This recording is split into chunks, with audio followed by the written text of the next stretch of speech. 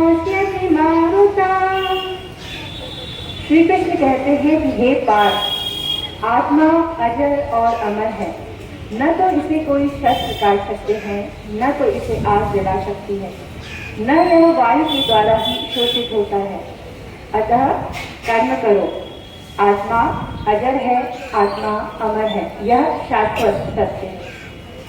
कर्मण्येवाधिकारस्ते मा फलेषु कदाचन मा कर्मफलहेतुर्भुः मा ते संगोऽस्तु कर्मणि।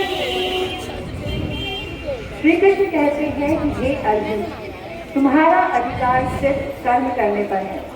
तुम कर्म करो, फल की चिंता मत करो, और ना ही अपने द्वारा किए गए कर्मों का तुम श्रेय लो, और कभी कर्म को छोड़ने के प्रति भी आसक्त न हो।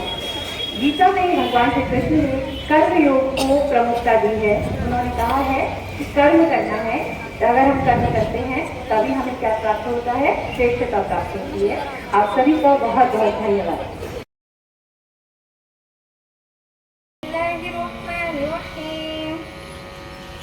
कुल हुवल्लाहु अहद अल्लाहु समद लम यलिद वलम यूलद वलम यकुल लहू कुफुवन अहद।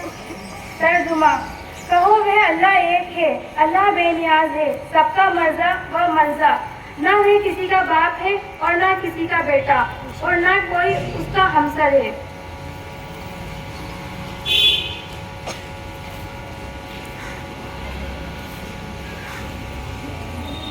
बिस्मिल्लाहिर्रहमानिर्रहीम।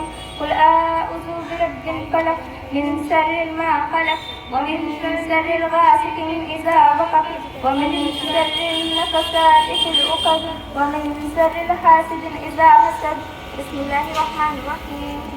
तर्जुमा, कहो मैं पनाह लेता हूँ नमूदार करने वाले रब की, जो कुछ भी उसने पैदा किया है उसके शर, बुराई से और तारीकी के शर से, और हसद डालने वालों के शर से जब वे हसद करे। आऊज़ु बिल्लाहि मिनश शैतानिर रजीम। बिस्मिल्लाहिर रहमानिर रहीम। कुल आऊज़ु बिरब्बिन नास मलिकिन नास इलाहिन नास मिन शर्रिल वस्वसिल खन्नास अल्लज़ी युवस्विसु फी सुदूरिन नास मिनल जन्नति वन नास। तर्जुमा, कहो मैं पनाह लेता हूँ इंसानों के रब की, इंसानों के बादशाह की, इंसानों के माबूद की, बज़बज़ा डालने वाले खन्नास के शर से, जो इंसानों के दिलों में बज़बज़ा डालता है, और जिनों से में भी होता है और इंसानों में से भी होता है। सतनाम कर्ता पूरख निर्मोह निर्वैर अकाल मूरत अजूनी सैभम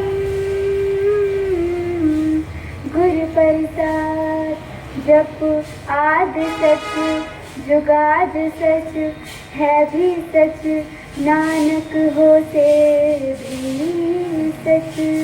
सोच सोच न हो गई जे सोच लखवार, चुप न हो गई जे लाई रहा ले बतार। भुखिया भुख न उतरी जे बनना पुरिया पार। सहस्य न पालक हो गई ता इक न चलना, शिव जियारा हुआ शिव कूड़े टुटे पार। हुक्म रजाई चलना नानक लिखया नाल। इस संपूर्ण जगत का स्वामी एक ही है और वह है ब्रह्मांड का निर्माता। उसका नाम सत्य है। वह भय से रहित और किसी के प्रति बैर भाव नहीं रखता है। वह जन्म मरण के बंधन से मुक्त है और स्वयं में ही परिपूर्ण है। यह गुरु ग्रंथ साहिब का मूल मंत्र है। नानक कहते हैं कि एक ही सत्य है और वह है ओंकार। यही एकमात्र वास्तविकता है और दुनिया में जो कुछ भी मौजूद है, चाहे वे प्रतीक हों या नाम, हमारे दिमाग की रचनाएं हैं। ओंकार, ओम की ध्वनि ईश्वर की सबसे शुद्ध पुकार है। यह परम गीत पूर्ण समर्पण से निकलता है। ओंकार जैसा कोई शब्द नहीं है। यह अस्तित्व का माधुर्य है, जिसके लिए किसी व्याकरण की आवश्यकता नहीं है और न ही राग की आवश्यकता है।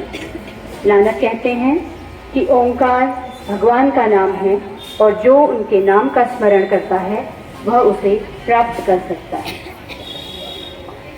अब आपके सामने श्रृंखला है। अब हम सुनेंगे बाइबल, जो कि ईसाई धर्म की धार्मिक पुस्तिका है, उसमें से गांधी जी के जो फेवरेट अंश थे, जो सबसे ज्यादा उनके पसंदीदा अंश थे, उनको ये बाइबल के मैथ्यू वाले पार्ट में से बच्ची आपको सुनाएगी। एक इंग्लिश में सुनाएगी बाइबल का पार्ट और दूसरा उसका हिंदी पार्ट।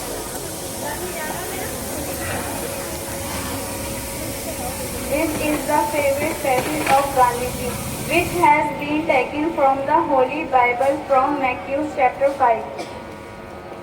ये ईसाई धर्म का सबसे धार्मिक ग्रंथ है, बाइबल में से लिया गया है।